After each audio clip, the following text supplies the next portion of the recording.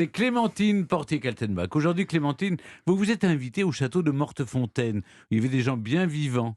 Allez, passer devant nous, on vous suit avec Mathieu. Allez, je vous emmène et pratiquement en landau, si je puis dire, En car landau. je vous Hmm. emmène derrière un Pas les petit landaux garçon. d'enfants. Ah non, Non, les Le landaux. landau, Le le landau, landau. c'est comme une calèche, voyez-vous. moi Moi, j'ai- j'imaginais, Mais non, mais ça j'imaginais n'est pas. Stéphane Oui. dans un landau comme ça. Non, non, mais ça n'est pas faux, parce que le petit garçon derrière lequel je vous entraîne dans ce jardin extraordinaire s'appelle Gérard Labruni.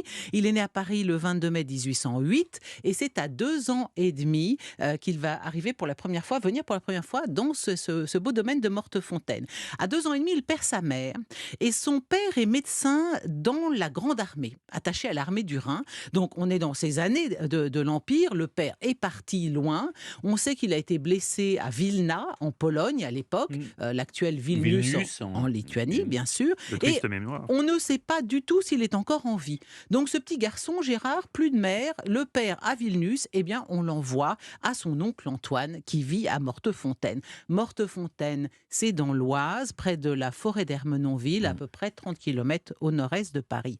Et auprès de cet oncle Antoine, ce petit garçon, Gérard, va passer des années enchanteresse jusqu'à son retour auprès de son père à Paris, qui était à Vilnius, bien vivant, qui est Donc il revenu était bien vivant. en Voilà, France. on Il l'a était retrouvé. bien vivant, il l'a Ouf. retrouvé. Mais ils s'entendaient pas très bien tous les deux. Mais en tout cas, ces séjours à Mortefontaine vont marquer son enfance d'impressions indélébiles.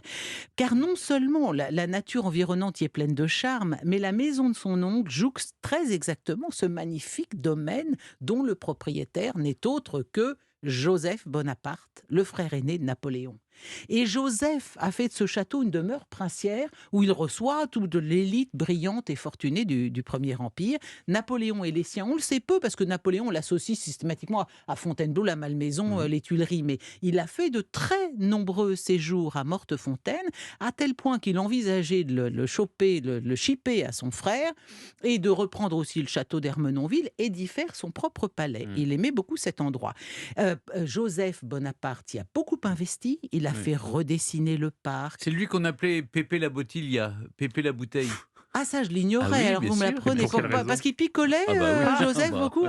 Non, mais Oui. vous intéressez vraiment à des... Ah non, là, je veux dire Il est que devenu roi l'alcool... d'Espagne. Oui, Oui. ça oui, mais j'ignorais qu'il... Oui, Pépé la Alors, qu'est-ce qu'il Bottiglia. buvait en Espagne ? Pas de Oh la bah. tequila, quand même, ce qu'on boit. Non, Bon. ça c'est au Mexique. Alors, ça, Non. oui, c'est ça, mais en Espagne, quel est l'alcool ? On boit du vin, surtout. Oui, sans doute. entre Alors, en autres. tout cas, à Mortefontaine, il fait de gros investissements. Il fait créer des ponts, tours, ruines, grottes, fontaines, belvédères souterrains et même une île artificielle au beau milieu d'un lac. Et c'est dans ce splendide domaine de Mortefontaine que sont célébrés le mariage de Murat et Caroline Bonaparte. C'est pas rien, 20 janvier 1800. Celui du prince Borghese et Pauline Bonaparte. Tout ça, c'est à Mortefontaine. Et c'est ici qu'est signé le traité d'amitié entre la France et les États-Unis, le traité de Mortefontaine, célébré par une fête somptueuse de 1200 invités qui devaient s'égayer là dans leur tenue chatoyante dans le parc. Ça devait être magnifique.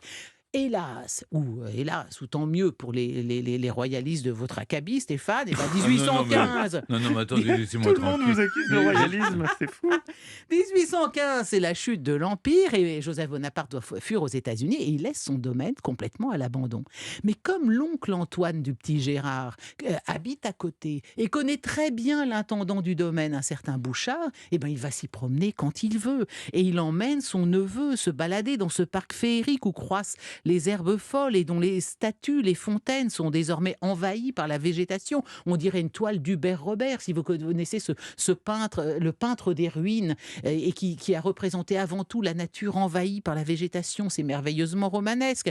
Ces lieux sont devenus silencieux, merveilleux, mystérieux. Et dans les allées désertes, le tonton Antoine raconte au petit Gérard, regarde là ici, j'ai vu passer Roustan, le mamelouk de l'empereur, et j'ai vu des équipages et des landaux magnifiques amener les invités, de quoi enflammer l'imagination d'un enfant. Et ça va pas rater. À la fin de sa scolarité au collège Charlemagne à Paris, Gérard choisit, contre l'avis de son père, de devenir écrivain.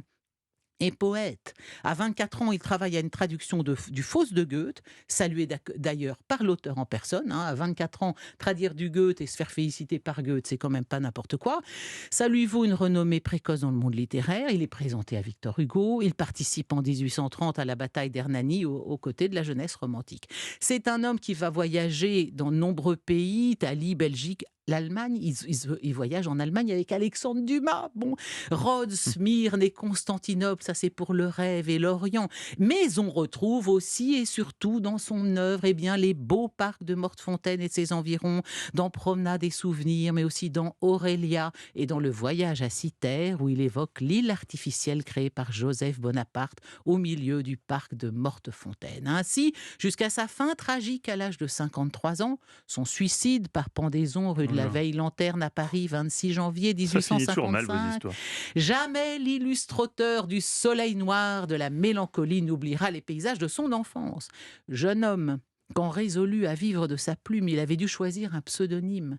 N'avait-il pas choisi le nom d'un modeste terrain que possédait sa famille à Mortefontaine, un humble petit clos nommé Nerval. Car Gérard Labrunie, c'est Gérard de Nerval, poète nostalgique, douloureux, angoissé, submergé par ses démons, poète disparu, dont l'enfance fut enchantée par le vert paradis de Mortefontaine. C'est beau. C'est Mais beau. comme oui, Magnifique. si vous voulez. Alors, ce qui est moins beau, messieurs, c'est que du temps du duc de Gramont, du temps de Joseph Bonaparte, le parc, l'immense domaine Bien sûr, était bien accessible. sûr. Tout le monde pouvait s'y Aujourd'hui, on promener. peut plus. Ça appartient à un émir, dont Non. il doit y venir une fois par an et dont la Ouais. résidence principale est à Dubaï. On n'a plus le droit d'y aller. Autant vous dire que ni Gérard de Nerval, ni le peintre Camille Corot, qui a fait des toiles absolument merveilleuses de cette région, ne pourraient plus y ficher les pieds ni y trouver l'inspiration. Même Alors, vous, vous Stéphane, vous connaissez- n'avez pas été Non, convié non, là-bas. non. Vous connaissez mon gimmick emprunté à est-ce que c'est Cicéron ou Caton qui dit au tempora, au Morez, voilà. Donc, C'est l'un des deux. donc oubliez si vous voulez aller vous peindre à Mortefontaine, C'est Mathieu, des fichu. fois que ça vous les Oui. mangerait. Oui, C'est j'aurais bien foutu. voulu. Bah oui, moi aussi, mais bon, il faut aller voir les Émirats Arabes Unis et demander à l'ambassadeur de nous négocier inviter. avec eux. Pour préciser quand même, merci Clémentine, c'était parfait. Pépé Bottéglia, Jojo la bouteille, Oui, c'est-à-dire oui, Joseph oui. Bonaparte, C'est toujours le côté sombre de l'histoire avec lui. roi de la cave, roi de la vinasse, comme on l'appelait. Oh, Eh bien, en savais pas du fait, tout.